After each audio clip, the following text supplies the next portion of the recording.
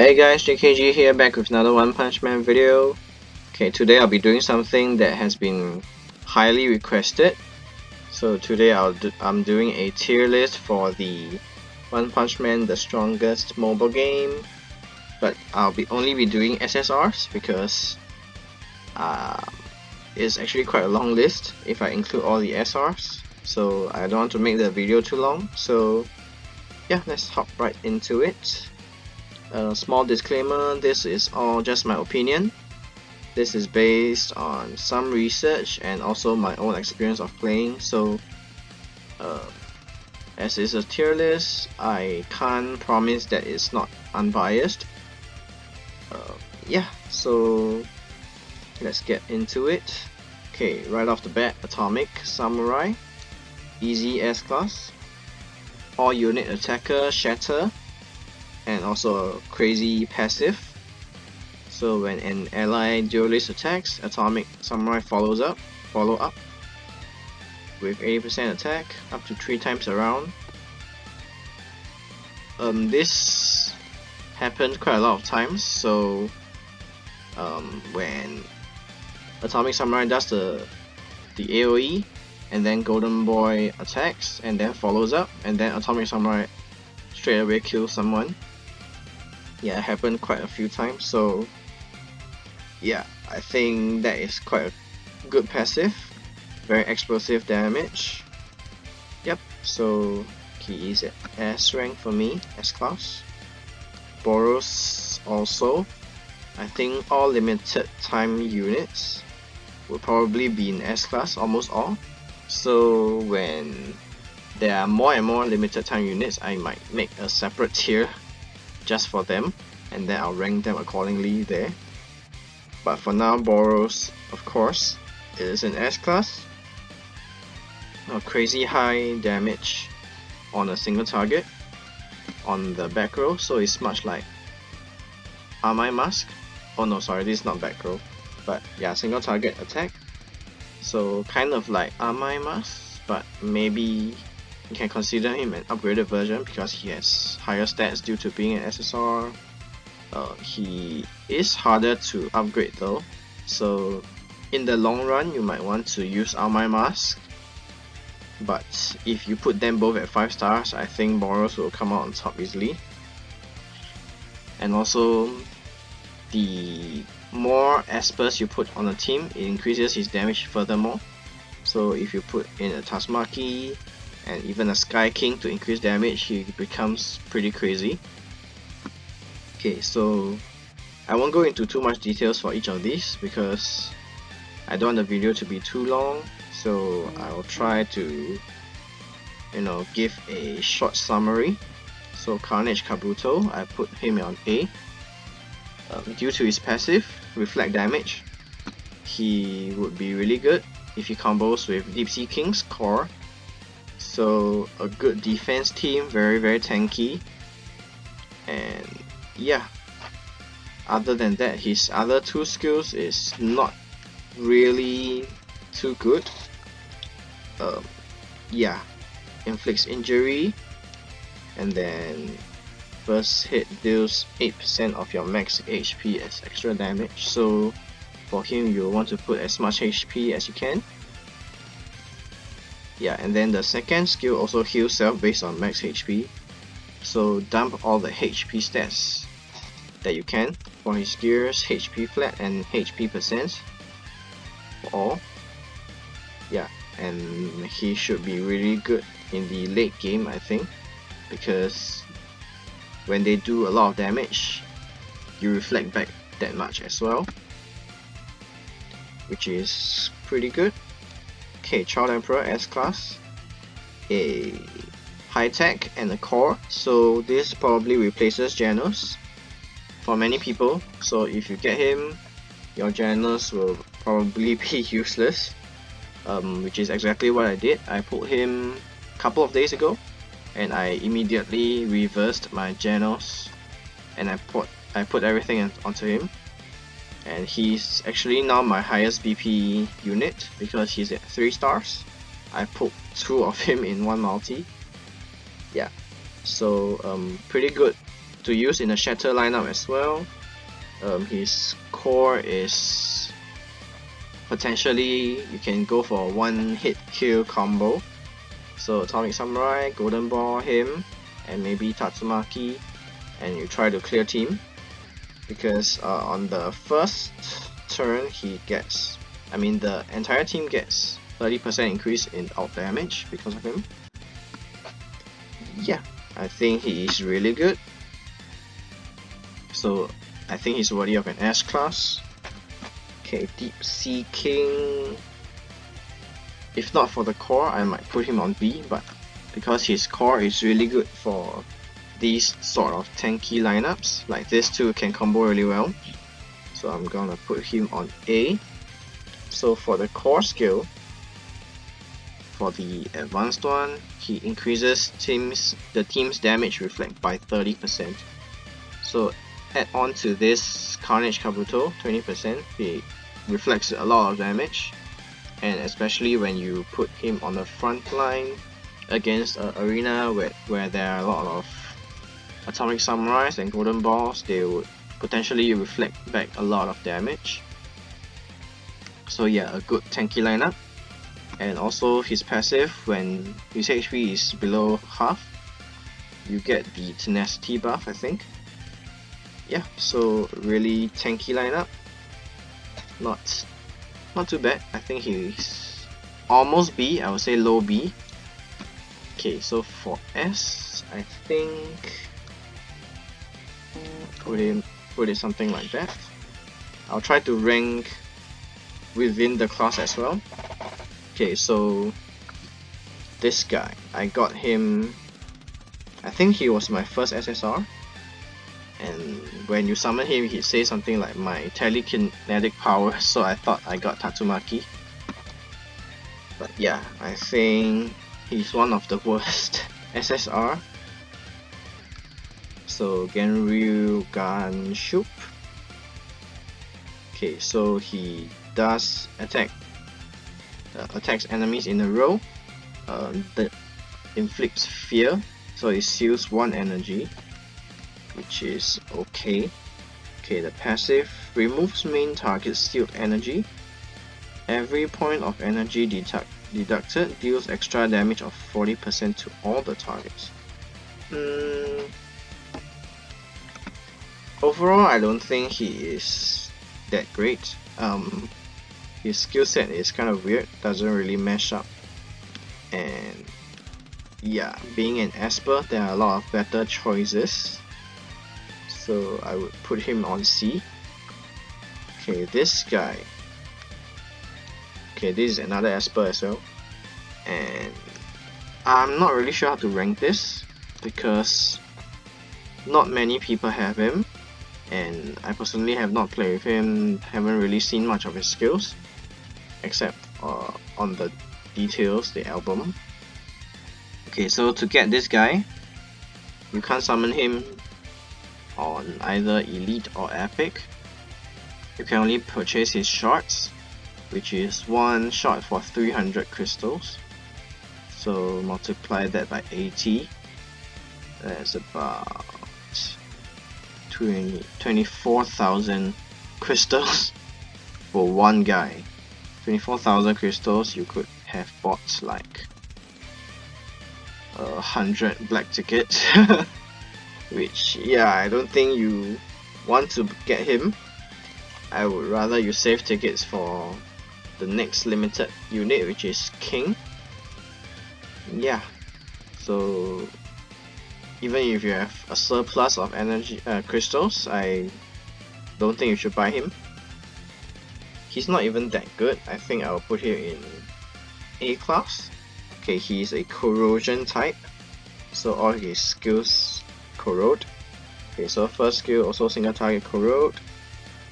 The ultimate is each enemy in a row does corrosion for main target. So 100% chance to inflict corrode on enemies that receive crit. So there's a chance of having the whole enemy row under corrosion. And every enemy on the field, this is passive, Every enemy on the field afflicted with corrode increases your team's attack by 10% to a max of 3 stacks, so a max of 30% corrosion, which is okay. It's kind of like Movement Rider, but for the whole team. But that's only if 3 or more units are corroded, which is a good buff, but I wouldn't put him on S. I think he might be high A. Yeah. So I think around here. He is, based on on paper, he is really good, but I have to use him for myself. But I have no idea who has him.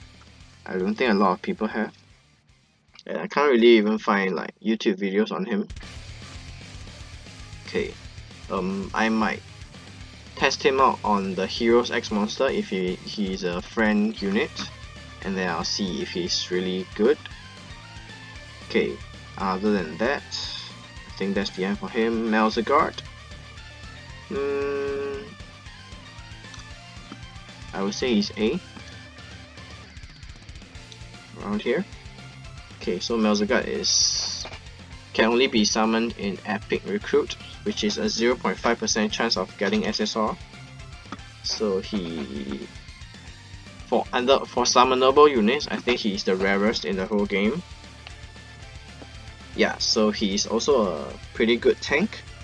His passive shares damage taken by all allies, and then reduces damage taken by 50%. So if you combo with these two, wow, I think he'll be crazy good. But too bad, not many people have him. And then his ultimate attacks enemies in cross-shaped area 5 times, 130% attack, and then heals self for 20% max HP. And also, all allies are healed for 8% of his max HP, which is pretty good for a frontliner and a tank. Yeah, I think his skills synergize well with one another, and he is a pretty good tank, so build all HP as well, because he heals based on max HP. So if these 3 are frontline, I think it will be pretty crazy. Okay, Puri-Puri Prisoner.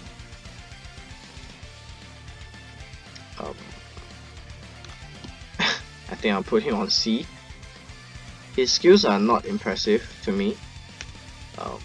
Both attacks are single target, and then the passive does a splash damage to enemies around him, which is a 40% splash, not too high.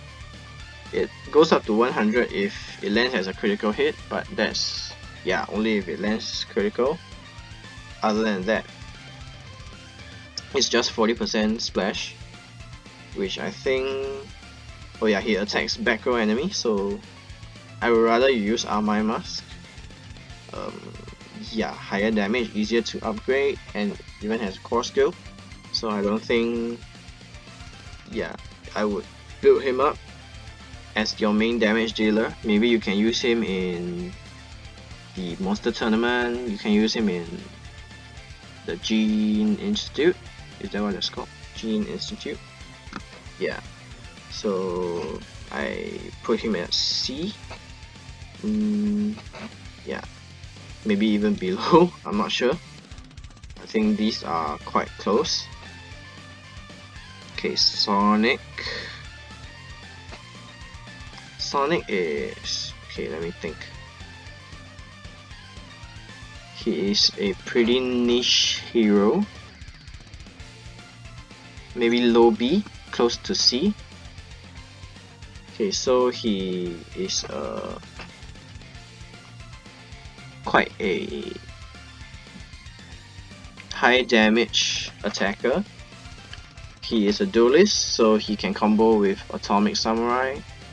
And also his passive, after your turn you attack enemies that already has the Shatter debuff. So yeah, quite a good combo with Atomic Samurai or even Golden Ball or Child Emperor. But yeah, on his own he's not that impressive. The first attack does shatter, but the ultimate does not, which is a little bit weird. So like for you to utilize your passive, you have to either combo through others or you land your first skill instead of ultimate. So yeah, if used correctly, he can be a really high damage dealer, but yeah, I don't think he is worthy of A class. He's a low B.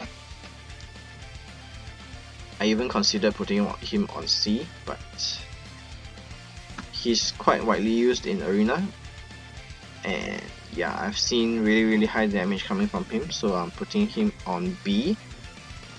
Okay, Subterranean King, really good. Burner, he is one of the choices you get for the 3 free SSRs. So for me, I will always choose this first if I don't have him, and then second one is Tanktop, and then Vaccine Man. Okay, so he used to be my carry for my beta test account. I think he was my second SSR after this guy. So yeah, he pretty much carried me all the way. His front row attack with burn is actually pretty good, and then his passive, when an enemy in burn state take action, Subterranean King follows up with 80% up to 3 times around, which is pretty good, I would say. So if used in a burn lineup, so combined with Vaccine Man or Blue Fire, he could be pretty good. He is high B, or maybe even not high B. Should I put him on A? He's almost A. Wait, let me think. Okay, never mind, I'll leave him here first. Okay, this guy. I've seen many people putting him on A, but I think he is really good.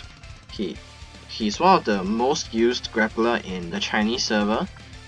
His passive is great.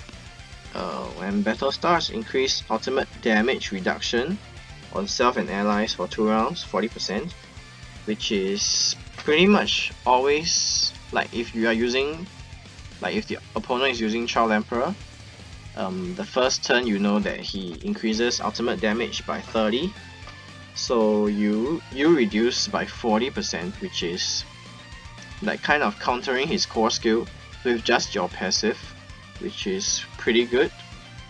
And your his ultimate attack buff lasts for 1 turn, while your ultimate damage reduction lasts for 2 turns, which I think is quite underrated.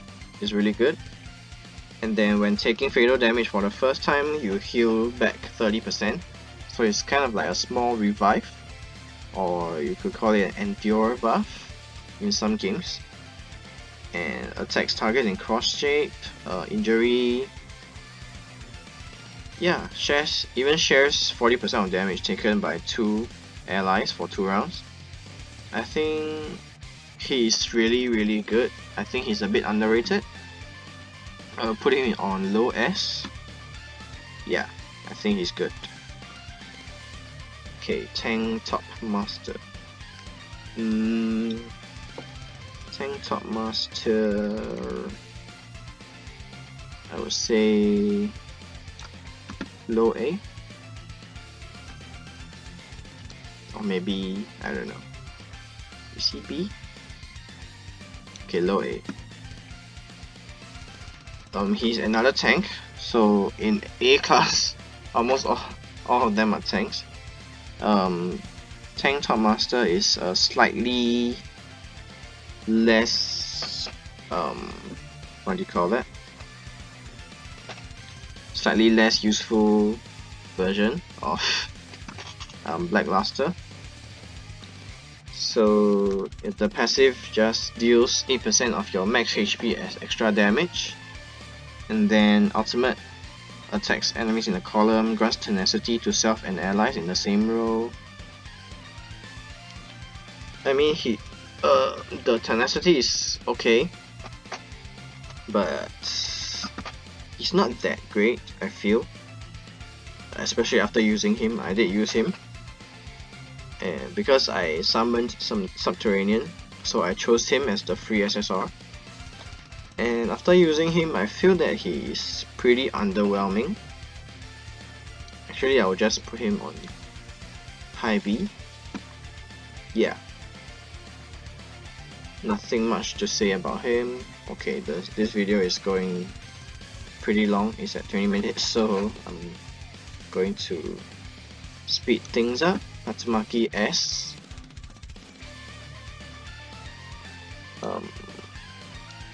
Okay, around here, I think. Okay, I think Boros should be... Is he the best unit in the game? No, I don't think so. Around here? Yeah, I think that's about right. Actually, I don't know. Okay, never mind, I'll just put him here. Okay, Tatsumaki, one of the highest damage dealing attacker in the game. Attacks all. And then for each injured enemy, increase your crit damage by 30%. So yeah, it's potentially a one-hit kill move. So combo it with Shatter, with anything that deals injury. You don't even have to have an injury dealing unit on herself. She's already really good. So yeah, I would put her in S. She's an Esper, hero Esper, which is pretty rare. Currently only her and Fubuki, until King comes out in about a month. Yeah, so S class. I don't think anyone will argue against that. Vaccine Man, I think belongs somewhere around here. Vaccine Man, I did get him in the beta test as well. Combos pretty well with burn lineup, so Subterranean King. Vaccine Man, they gel together pretty well, but other than that, he does not do that much. When enemy receive dot, immediately deals 50% of the dot to all enemies. The dot means burn, does it? Yeah, I think so.